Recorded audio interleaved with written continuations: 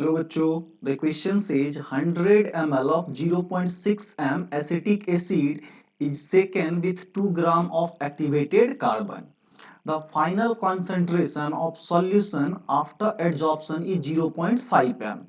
What is the amount of acetic acid adsorbed per gram of carbon? तो देखो बच्चों पूछा गया what is the amount of acetic acid adsorb, right. तो हम यहाँ पे क्या बात करेंगे, अमाउंट, तो नंबर ऑफ मोल। सबसे पहले हम लोग क्या निकाल लेते हैं, number of moles of acetic acid adsorb, right. That is your number of moles of acetic acid adsorb. तो देखो बच्चों, नंबर ऑफ मोल्स निकालना हो तो आपको क्या निकालोगे, फाइनल इनिशियल मोल्स कितना था माइनस फाइनल मोल्स कितने बचे हैं, राइट। तो यहाँ देखो इनिशियल मोल्स कितना होगा 0.6 m और मोलरिटी कितना, वॉल्यूम कितना 100 ml।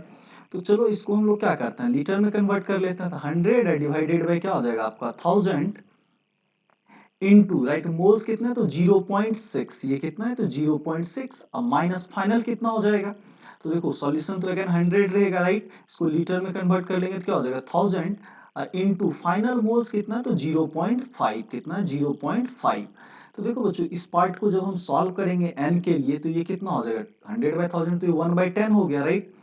1/10 इनटू ये क्या हो जाएगा 0.6 माइनस 0.5, तो ये 0.1 हो जाएगा, राइट। 0.1, तो इसे क्या लिख सकते हैं, ओवरऑल ये क्या हो गया 1/100 मोल्स, क्या हो गया 1/100 मोल्स एडजॉर्ब हो गया 2 ग्राम पे, राइट। तो नंबर ऑफ मोल्स एडजॉर्ब पर ग्राम बोलेंगे तो नंबर ऑफ मोल्स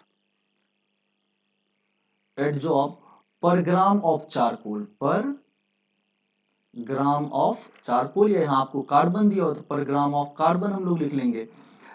तो बच्चों देखो ये कितने ग्राम में है, 2 ग्राम में हुआ, तो 1 ग्राम में कितना होगा, इसी का हाफ हो जाएगा, राइट। तो ये क्या हो जाएगा 1/200 मोल, क्या हो जाएगा 1/200 मोल।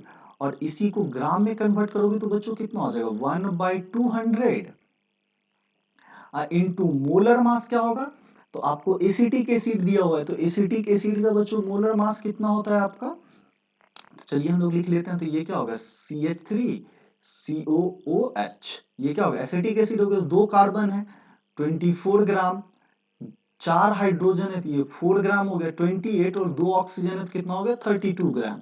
तो ओवरऑल कैलकुलेट करेंगे तो ये कितना आ जाएगा आपका 60 ग्राम पर मोल, ये कितना हो जाएगा 60 ग्राम पर मोल। तो इसको हम लोग क्या कर लेते हैं, तो 60 से तो ये वैल्यू किस में आ जाएगा मल्टीप्लाइड में। तो देखो बच्चों ये कितना हो जाएगा 2 से मल्टीप्लाई कर देंगे 30/100, दैट कम्स टू 0.3 ग्राम, कितना आ जाएगा 0.3 ग्राम, and that is given in option B. So I hope you all guys understand it well. Thank you and stay tuned.